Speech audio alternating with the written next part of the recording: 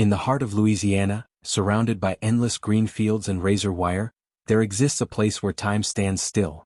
A place where men live, work, and wait to die. This is Angola, the largest maximum security prison in America, and home to Louisiana's death row. Before we take you inside these walls, make sure to like, subscribe, and share this documentary. It helps more people discover the untold truth behind America's most feared prison. Once a slave plantation, Angola never really changed. The men who till the soil today wear uniforms instead of chains. But the land remembers, and so do the condemned. Every journey into Angola begins the same way, with silence. As the prison bus crosses the narrow bridge over the Mississippi River, the outside world fades away. Ahead lies an 18,000-acre compound, bigger than Manhattan, guarded by armed towers and electric fences that stretch beyond the horizon. To most people it's a prison. To those inside it's a world unto itself. At the front gate a green sign reads, Louisiana State Penitentiary, the farm. It's a name that sounds peaceful, almost innocent, until you realize what kind of crop it grows. Inside, more than 5,000 men are serving life or waiting for death. Most will never breathe free air again. The road into the prison cuts through open farmland. You can see inmates in faded denim uniforms, bent over rows of vegetables under the punishing Louisiana sun. Some ride tractors. Others work with hoes and shovels, guarded by officers on horseback carrying shotguns. It looks like a scene from another century because it is. These are the same fields once worked by enslaved Africans when Angola was a plantation. Even the name Angola came from the African country where many of those slaves were taken. Inside the bus, new arrivals sit in silence. Some stare out the window trying to take in the vastness of what will now be their world. Others keep their heads down, whispering prayers or cursing fate. When the bus stops, the sound of heavy doors opening echoes through the hot air. Guards shout orders. Men step out one by one, shackled at the wrists and ankles. The smell of dust and diesel fills their lungs, the smell of confinement. At intake each man is stripped, searched, and photographed. The guards move with mechanical precision, no eye contact, no emotion. They've done this hundreds of times. For them it's routine. For the inmates, it's the beginning of a life sentence carved in concrete. One of the correctional officers, a veteran of 20 years, once said, "When they come through that gate they die to the free world. Some just take longer to be buried." Death row sits on the north end of the complex, a long dim corridor lined with steel doors. Behind each door lives a man counting down to his final day. Here the lights never truly go out. Guards check every hour. The hum of fluorescent bulbs is constant, the air thick with disinfectant and tension. Most inmates spend 23 hours a day alone in their cells. Their meals slide through a small slot in the door. Books and letters are their only company. Outside, a narrow concrete yard gives them 1 hour of air and sky. Some walk in circles. Some stare through the wire, lost in thought. They call it the yard, but to many, it feels like an open grave. The path to execution begins long before the day itself. Years of appeals, letters, and last hopes fade until only silence remains. When the governor signs the order, the countdown begins. In the final days, the condemned man is moved to a holding cell near the execution chamber. Here, every hour is a memory, every breath a reminder that the end is near. Just a few hundred yards away lies Point Lookout Cemetery, Angola's field of the forgotten. Simple white crosses mark the graves of those who died inside and were never claimed. Each bears a number, not a name. Some crosses lean from years of sun and rain, others half buried in mud. It's quiet there, almost peaceful. But if you listen closely, the wind seems to whisper the truth. No one ever really leaves Angola. And somewhere beyond those fields, as night falls over the Mississippi, another man whispers his final prayer. He knows, before dawn, he'll take that last walk. When a man at Angola is told his date has come, the air around him changes. No alarms, no shouts, just a quiet conversation through the bars. A captain reads the warrant, signs in hand, voice steady as stone. The condemned nods. Some cry. Most just stare at the floor, the words echoing inside their skulls. From that moment, time becomes a countdown. 24 hours to live. He's moved from his regular cell into a smaller one near the execution chamber, known as the death house. The walls are pale, the light always on, and the clock above the door ticks louder than any sound he's ever heard. A guard is posted outside day and night. Every move is watched, every meal, every visit, every breath. Some men request a Bible. Others ask for a letter, a cigarette, or a phone call that will never come. One former warden once said, You can tell a lot about a man by how he spends his last day. At Angola, that day begins early.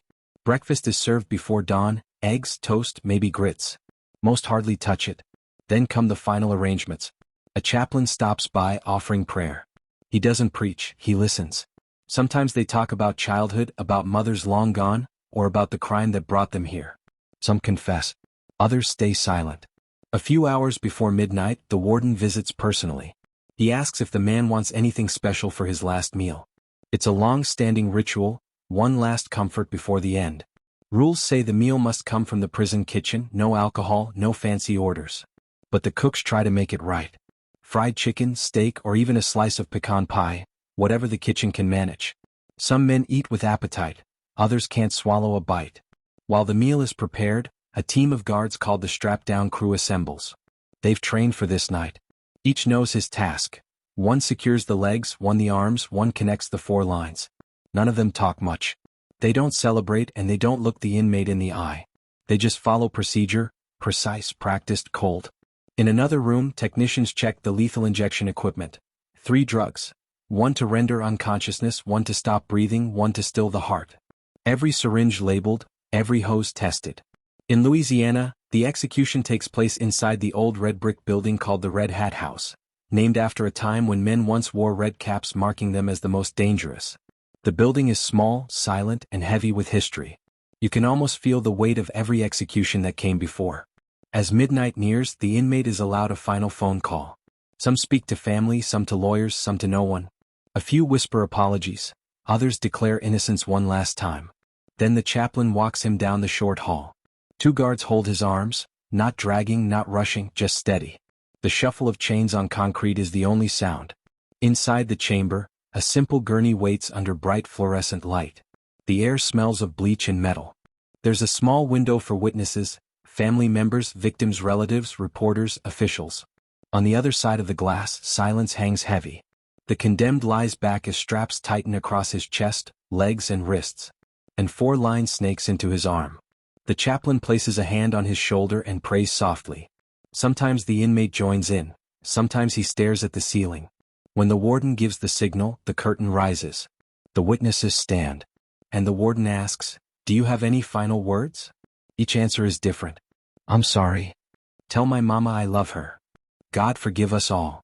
Or simply, nothing. The first injection flows. Within seconds, eyelids flutter. Breathing slows. The second drug stops the lungs. The third halts the heart.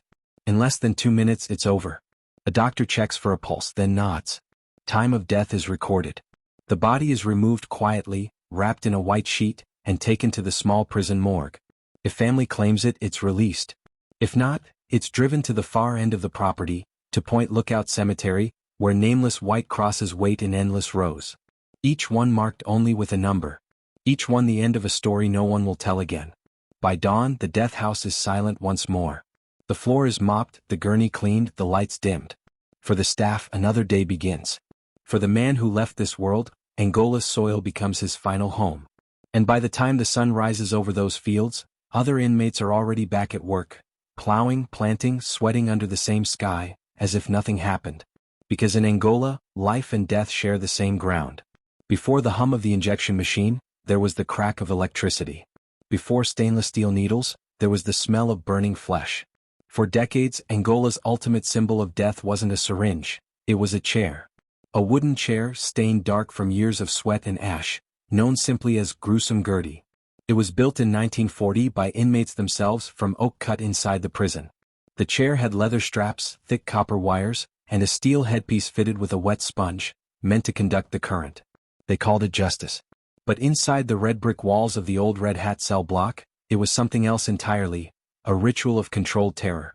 From 1941 until 1991, more than 80 men and women were executed by electrocution in Louisiana. And almost every one of them met their fate at Angola. The executions were carried out by prison staff, often the same men who guarded inmates by day. They were not killers. They were employees. Yet each time they flipped that switch, they carried a weight no paycheck could balance. One former guard once said, "You don't forget the sound. It's like thunder trapped in a room." When the order came from Baton Rouge, the warden assembled a crew. They tested the generator, tightened the straps, soaked the sponge. A priest stood by the door. The condemned man walked in, hands cuffed, flanked by guards. Some walked steady. Some stumbled. All faced the same wooden seat that had claimed so many before them.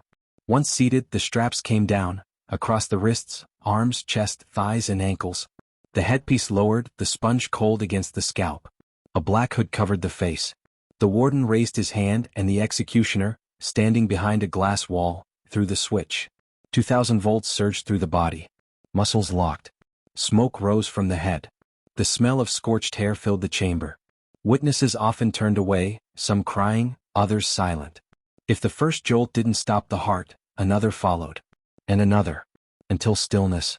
The doctor would step forward, fingers to the neck, voice trembling as he said, "Time of death." Then came the cleanup. The body, still warm, was removed and washed. The chair was wiped down, the room aired out. But the echoes, those stayed. Gruesome Gertie didn't stay confined to Angola forever. She traveled too. Louisiana law required the chair to be transported across parishes for executions elsewhere. So prison trucks carried her, dismantled and wrapped in canvas, to courthouses around the state. Everywhere she went, fear followed. By the 1980s, the world began to change. Public opinion turned. Electrocution was called cruel and unusual. Even guards began to dread the ritual. One chaplain confessed, "We preached about forgiveness on Sunday, then watched a man die on Monday. How do you reconcile that?" In 1991, Louisiana carried out its last electrocution. The next year, the state adopted lethal injection as its official method. Gruesome Gertie was retired, dismantled, cleaned, and placed on display at the Angola Prison Museum, where tourists now stand and stare at the relic that once ended so many lives. Some take pictures. Some shiver. Some look into the polished wood and wonder if it still remembers. Inside the prison, though, the spirit of the chair lingers. Old-timers still talk about it, the nights the power flickered, the days after when the halls smelled of smoke and silence. Even now, decades later, some guards say they hear it in their dreams, that faint electric hum that never fades. The shift to lethal injection was supposed to make death cleaner, more humane. No burns. No screams. Just a quiet sleep. But inside Angola, there's no such thing as a peaceful death. The procedure may have changed, but the outcome, and the burden, remain the same. Those who once strapped men into Gruesome Gertie now stand behind glass, watching syringes drain color from a human face. And deep down they all know, whether by current or chemical, Angola still feeds the same dark tradition.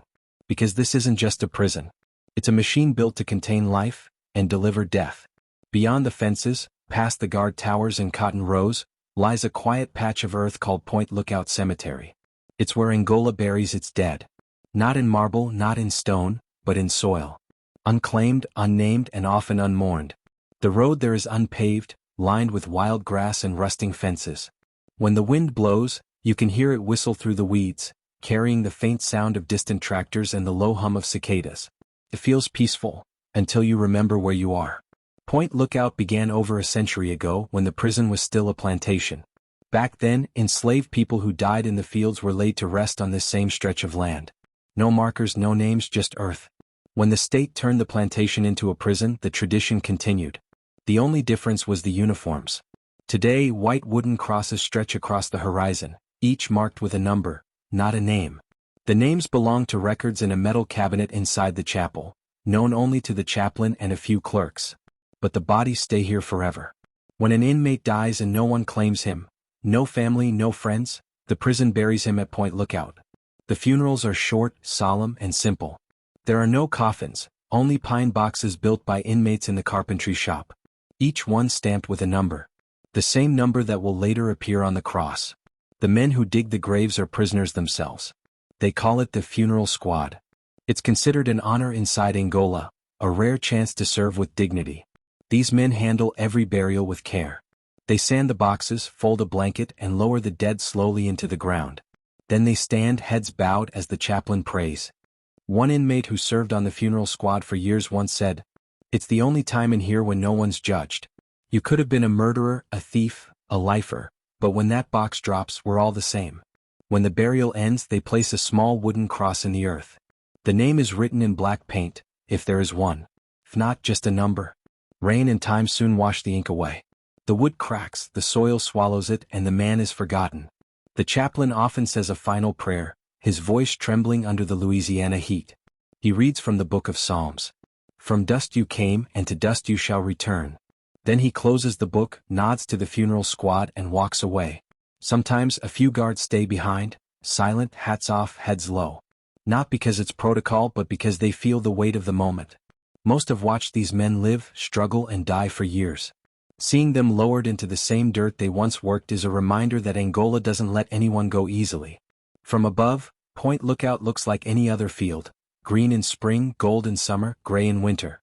But under that soil lies the history of the farm itself. Decades of men who died behind bars, some innocent, most guilty, all human. And even now, as new inmates arrive and old ones fade away, the cemetery keeps growing. A quiet harvest of forgotten souls. Visitors to the Angola Museum can see a photo display of the cemetery. It looks calm in the pictures, almost beautiful. But former inmates who worked there say that at night, when the fog rolls in from the Mississippi River, the air turns heavy. The lights from the watchtowers shimmer through the mist, and the sound of the river blends with something else, something softer, like whispers. They say it's the wind through the crosses. Others swear it's the voices of the dead. Whatever it is, Point Lookout reminds everyone, guards, inmates, chaplains, that inside Angola freedom isn't the end. Only death is. And as dawn rises, the same funeral squad that buried one man yesterday returns to the fields, picks up hoes, and works the same soil that covers their fallen brothers. In Angola, the living and the dead labor side by side. Only the uniform separates them. Before Angola was a prison, it was a plantation. Before it held men in cells, it held them in chains. And before the state of Louisiana called it the farm, a man named Isaac Franklin called it his estate, a vast stretch of land where enslaved Africans worked from dawn until death. The story of Angola begins long before concrete walls or steel bars. In the early 1800s, this land was carved from swampland and forests along the Mississippi River. It became a network of plantations owned by wealthy slave traders, the largest of whom was Franklin. He made his fortune selling human beings, buying and shipping them from Virginia to Louisiana, one of the cruelest routes of the slave trade within America. The enslaved who survived the journey worked these same fields, cutting sugarcane and cotton under the same burning sun that still scorches inmates today. Those who fell ill were buried on the edge of the property, the same patch of ground that would later become Point Lookout Cemetery. History didn't move on here. It just changed uniforms. After the Civil War, slavery was abolished, but the South found new ways to keep the labor flowing. Louisiana's solution was convict leasing, renting out prisoners, mostly black men, to private farms and companies for pennies a day. Many were arrested on false charges, vagrancy, loitering, theft of a hog. In truth, it was slavery by another name. By the late 1800s, the Louisiana State Penitentiary had become one of the most brutal convict camps in America. In 1880, the state took over the Angola plantation to house its inmates directly. The name Angola, taken from the African nation where many enslaved people had come from, stayed. So did the cruelty. Prisoners worked the fields under the same overseer model used in slavery. Armed guards on horseback, known as riders, carried rifles and whips. They patrolled the rows, shouting orders, enforcing quotas, punishing exhaustion. The sun burned down, mosquitoes swarmed, and the men labored barefoot in the mud. Anyone who slowed down was beaten. Anyone who ran was hunted. Survivors from those early decades described Angola as hell on earth. In 1901, a report in the Times-Picayune called it worse than any plantation in slavery days. Men slept in wooden cages, chained together, their backs raw from flogging. Food was scarce, often spoiled, and disease spread like wildfire. The weak were left to die.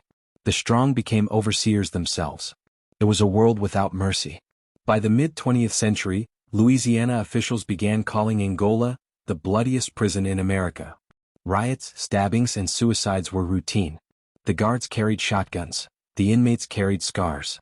Even after civil rights reforms reached other prisons, Angola remained locked in the past, a living relic of the South's cruelest system.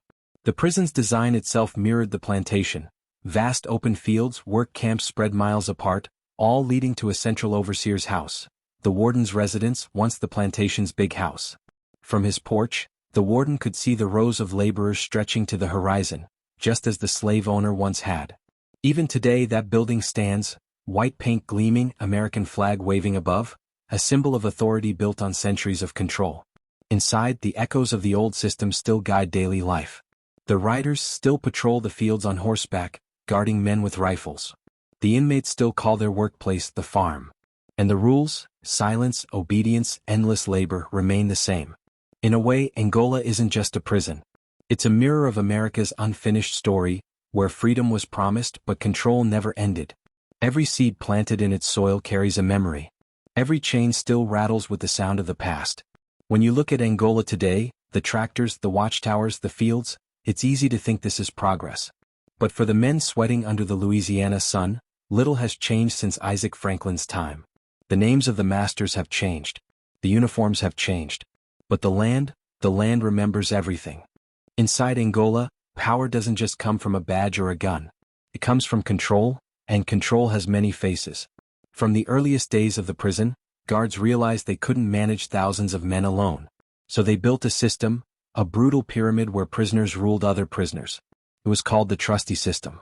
At the top stood a small number of trusty inmates, men who had earned favor with guards through loyalty, obedience, or fear. They carried batons, keys, even rifles. They enforced order, punished rule breakers, and reported disobedience. For this, they got privileges, better food, freedom of movement, sometimes even power over life and death. Below them were the field gangs, hundreds of men who worked sunrise to sunset, cutting cane and picking cotton under the watch of the trustees. The guards stayed on horseback, rifles glinting in the sun, shouting commands while the trustees carried them out. If someone slowed down, the trustees hit him. If someone disobeyed, they dragged him to the Camp J punishment block, a concrete box where men were left in silence and darkness for days. The system worked not by fairness but by fear. Inmates quickly learned that the wrong word, the wrong look, or the wrong complaint could earn a trip to the fields, or worse. There was no appeal, no justice, only survival. By the 1950s, Angola's trusty system had become infamous across America. Reporters who visited called it slavery under another name. In 1952, a man named Herman Wallace later described his years there as a plantation within a prison within a nightmare. The trusty system officially ended in 1972, after federal courts ruled it unconstitutional in Gates v. Collier, a landmark case that forced the South's prisons to abandon inmate-enforced punishment. But at Angola, the structure never really vanished. It simply changed shape. Today, the titles are different: inmate supervisors, tier workers, maintenance orderlies. But the same hierarchy remains. Some prisoners gain small freedoms. Others live in constant subjugation. Everyone knows who holds the real power. Even the guards, many of whom grew up in the small towns surrounding the prison, admit that Angola runs on an unspoken understanding. The line between authority and complicity is thin. Inmates build the furniture, clean the offices, cook the food, and farm the land that sustains the prison itself. It's a self-contained world where every role, every motion, every word is part of a larger machine. Those who resist are sent to Camp J, Angola's most feared solitary wing. Concrete cells the size of a bathroom. No window. No sound. Just light, heat, and time. Some men lose their minds there. Others carve words into the walls, small acts of defiance against a system that doesn't forget. The strange part is that for many, Angola becomes home. Men enter young and grow old here, learning its rhythms, its dangers, its silent rules. A few even find faith, becoming ministers inside the Angola church, where lifers preach to lifers and baptize men who will never leave. The gospel echoes through the same halls where screams once lived. The outside world sees Angola as a prison, a place of punishment. But inside, it functions like a country, one with its own laws, economy, and invisible borders. A place where every man knows his rank. And where freedom, for most, is nothing but a rumor carried on the wind. When the sun sets over Angola, the fields glow red under the fading light. The tractors stop. The guards ride back to the stables. The air grows still. From a distance, it looks peaceful, almost beautiful. But under that calm lies a truth carved deep into the soil. Every inch of this land has witnessed bondage, from the whips of the 1800s to the rifles of today. Generations have lived, labored, and died here, many without ever touching freedom. The men who walk Angola's roads today are not slaves by law, but the rhythm of their lives tells a different story. Wake before dawn. Work until dark. Obey or be punished. Pray for redemption that may never come. Even death offers no release, just another number in the quiet field of Point Lookout, another wooden cross in the endless line. And as the night falls, the lights from the towers shine like stars over a world that never sleeps. Somewhere inside, an inmate kneels beside his bed and whispers a prayer. Another stares at the ceiling, counting the cracks. A guard walks the corridor, keys jingling softly in the dark. Different roles, same fate, bound together by the same land, the same history, the same silence. Angola isn't just a prison. It's America's mirror, reflecting everything we try to forget. Its walls don't just hold men, they hold centuries. And as long as those fields are worked, as long as that cemetery grows, the story of Angola, the farm, the death house, the land that remembers, will never truly end.